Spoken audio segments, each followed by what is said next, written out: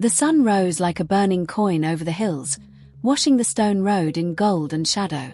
Eli walked alone, his sandals scraping the dust, his bag swinging lightly against his side. Inside were only a flask of water, a crust of bread wrapped in cloth, and a single coin tied in string. The air smelled of dry earth and wild thyme crushed underfoot. Cicadas buzzed in the olive trees that clung to the cliffs. Eli tried to keep his mind steady, but every whisper of wind in the rocks made him glance over his shoulder. Everyone knew this road's reputation. It was narrow, twisting, perfect for men who lived by taking what wasn't theirs. But Eli had little choice. His family was waiting in the hill country, and the thought of seeing his sister's smile, of sharing bread at his father's table, pushed his feet forward. That was his goal, to reach home. Still, as the cliffs rose higher and the shadows thickened, his stomach tightened. The air felt watchful.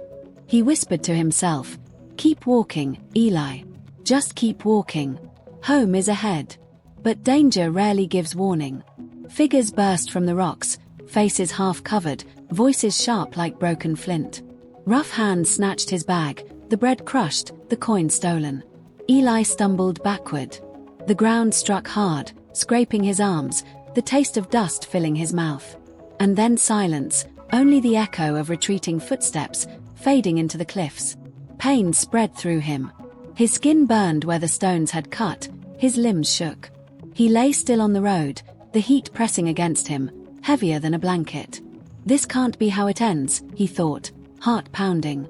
Someone will come. Someone must. The sun climbed, merciless. The air shimmered with heat, making the cliffs dance like ghosts. Eli's throat was cracked, each breath shallow. But then, footsteps. A figure appeared, shimmering through the glare. His robes were white and clean, his sandals fine. A priest, a man of God, one who knew the same prayers Eli had whispered as a boy, who had stood in the temple where Eli had stood with his father. Relief rushed through Eli's chest. He raised a trembling hand. The priest saw him. For a flicker of a moment, their eyes met. But then the man's gaze slid away. His stride quickened. His robe lifted carefully so as not to touch the dust. His sandals tapped briskly until he was gone. Eli's hand fell back. A hollow ache spread deeper than the wounds. One of my own. He didn't even pause. Time dragged. The cicadas screeched, the wind hissed through the rocks. His body ached, heavy as stone. Then, another figure. This one carried a scroll beneath his arm, the leather strap cutting into his shoulder. A teacher of the law, a man known for wisdom, one who studied the same scriptures Eli had learned as a child. Surely this man would help. The teacher slowed, his shadow falling across Eli. Hope stirred. But the man shook his head, lips pressed tight, and crossed to the far edge of the road. His footsteps faded, leaving only silence once more. Eli's chest tightened. Both of them, my own people, my own kind. And still, I am nothing to them. His vision blurred. The stones burned against his skin. His thought spun. Perhaps no one will come. Perhaps the road will keep me. And then, hooves. Slow, steady. A donkey's hooves tapping the road. Eli forced his eyes open. A rider approached, plain in patched clothing, dust clinging to his cloak. His skin was darkened by the sun, his beard rough. In an instant, Eli recognized him. A Samaritan. A bitter taste filled his mouth. He remembered the whispers in the marketplace, the sharp words of the elders. Do not trust them. They are not like us. Generations of quarrels, old wounds never healed. Eli's people and the Samaritans had stood apart for as long as he could remember. His heart sank. Better not to hope. Better not to dream he will stop. But the donkey slowed. The rider's eyes met his, and didn't look away. The Samaritan slid down from his donkey, dust puffing beneath his sandals. He knelt beside Eli, and the smell of sweat and leather filled the air. His hands were rough, calloused from work, but his touch was gentle. He poured water from his flask, cool streams washing over Eli's cuts. The sting lessened. He tore strips from his own cloak and bound the wounds. From his bag he drew out oil, rich and fragrant, and wine, sharp as autumn grapes. He worked with steady patience, as if Eli were his own brother.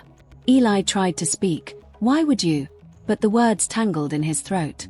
The Samaritan only said softly, "Save your strength." With careful effort, he lifted Eli onto his donkey. The leather creaked under the weight. Step by step, the man walked beside, guiding the animal along the winding road. The cliffs fell behind, and at last, in the fading light, the roof of an inn came into view. The smell of bread baking drifted from the hearth. The inn's lanterns flickered, casting golden light onto the stranger's face. He laid Eli on a bed, brought water to his lips, and stayed through the night. Every time Eli stirred, the Samaritan was there, adjusting the bandages, keeping watch. At dawn, Eli woke to hear the man speaking to the innkeeper. The clink of coins filled the room. His voice was firm, warm. "Take care of him, and if more is needed, I will repay it when I return." By the time Eli found his strength to rise, the Samaritan was gone. Quietly, as though he had never been there at all. Days later, Eli walked again. His steps were slow, but each one was stronger than the last. His wounds would heal, but deeper than the scars was something harder to name. All his life, he had believed his own people would be the ones to lift him. Those who prayed the same prayers, lived in the same towns, shared the same blood. But they had passed him by. Instead, help had come from the one he was taught to mistrust. A Samaritan. An outsider. An enemy by name, yet a friend indeed. The road stretched ahead, long and dusty. The air still smelled of earth and time, the cicadas still sang. But Eli's steps were no longer the same. He carried a story now, not of fear or robbery, but of mercy found in the most unexpected place. A story that would live inside him, shaping every path his feet would ever take. Kindness can cross walls we never thought could be crossed, and sometimes the most unlikely person becomes our greatest help.